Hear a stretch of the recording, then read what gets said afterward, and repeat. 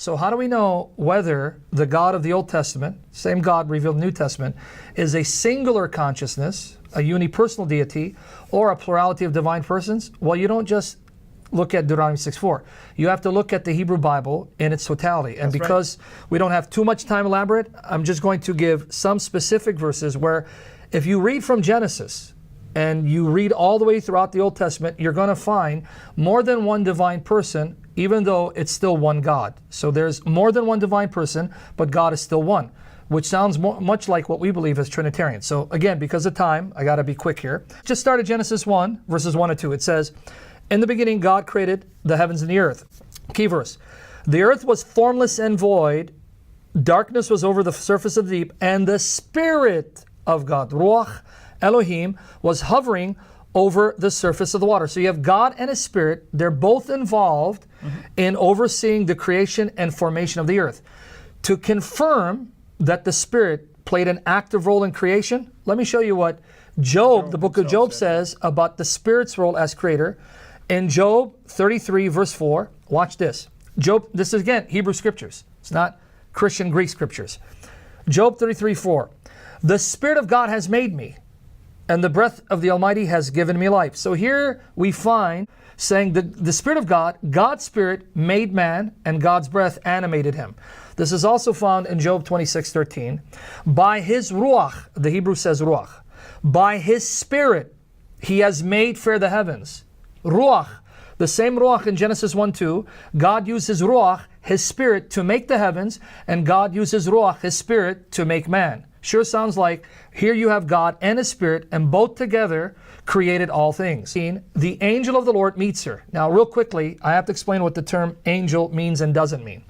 The Hebrew word for angel, malach, or the Greek word angelos, simply means messenger. That's right. We're conditioned to think that the term angel means a spirit creature with wings. That's not the biblical definition. It simply means messenger.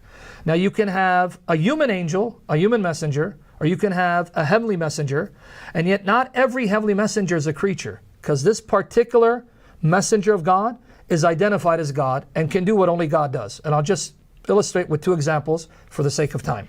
Genesis 16, 7-14, I'm going to pick it up at 9. Then the angel of the Lord, the messenger of Yahweh, Malach Yahweh, said to her, right, after he met her and saying, where are you coming from? Return to your mistress and submit yourself to authority. Now watch this, verse 10. The angel of the Lord, the messenger of the Lord, also said to her, I will multiply your descendants exceedingly so that they will be too many to count. Notice what he did not say. He didn't say, God will multiply your descendants. He says, I personally will give you so many descendants cannot be counted. Sure sounds like the angel thinks he's the creator of life, which he exactly is. And then he tells her she's going to give birth to a son. So he knew it was a son she was carrying because he created the son. And he tells her to name him Ishmael because God has heard your affliction. So it's the angel who showed up, and the angel said, I will give you offspring too numerous to count, speaking as though he's the creator and giver of life. But here's what's interesting. Genesis 16, verse 13. This is powerful. Then she called the name of the Lord that spoke to her, you are the God who sees. Wait, hold on. Verse 7 says it was the angel who spoke to her. That's right. But now notice the narrator, Moses says in verse 13, then she called the name of the Lord that spoke to her. So the angel of the Lord is the Lord speaking to her. And notice Hagar realizes he's God, because she says, you are the God who sees, for she said, have I now looked on him who sees me? Because according to the biblical mindset, to see God brings death. So she's saying, have I looked on God and still I'm alive? That means in His grace and mercy, He allowed me to see Him and live. The same God is the angel who spoke to her. And this is confirmed by the final example, Genesis 31, 10-13. Final example. Again, I can multiply, give you multiple examples, but again, we don't want to make this too lengthy, just enough to whet people's appetite to go and find this evidence for themselves. Genesis 31, 10-13. Again, the angel of the Lord.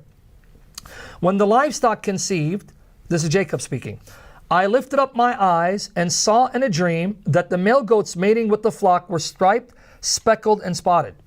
The angel of God spoke to me in dreams. So now Jacob clearly knows it's the angel speaking to him in a dream. He doesn't say God, the messenger of God. And the angel said, Jacob. And I said, here I am. He said, now lift up your eyes and see all the male goats which mate with the flock are striped, speckled, and spotted. Now watch what he says. For I have seen all that Laban, your father-in-law, has done to you. I am, remember it's the angel speaking, I am the God of Bethel. Bethel in Hebrew means the house of God. So the angel says, he doesn't say Yahweh's the God of the house of God. I am the God of the house of God, the place where you anointed the pillar, where you vowed a vow to me.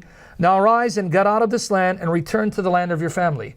Who does this angel think he is to say, I am the God of the house of God, Bethel. I'm the God of that house, the house that you erected for Yahweh, who appeared to you in a dream. Who does he think he is to claim to be the God of the very house that was erected for Yahweh? If the angel isn't God, this is blasphemy and idolatry. But the very fact he can speak this way shows that he's not a blasphemer and he's not promoting idolatry, because though the angel is distinct from God, he's one with God because he's just as much God as the God he represents.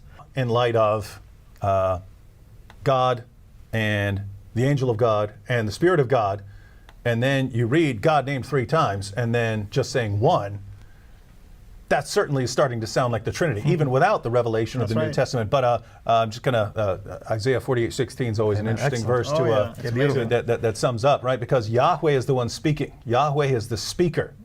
And watch what Yahweh says. So everyone go read the Shema, read the passages all of the passages again closely that Sam brought up.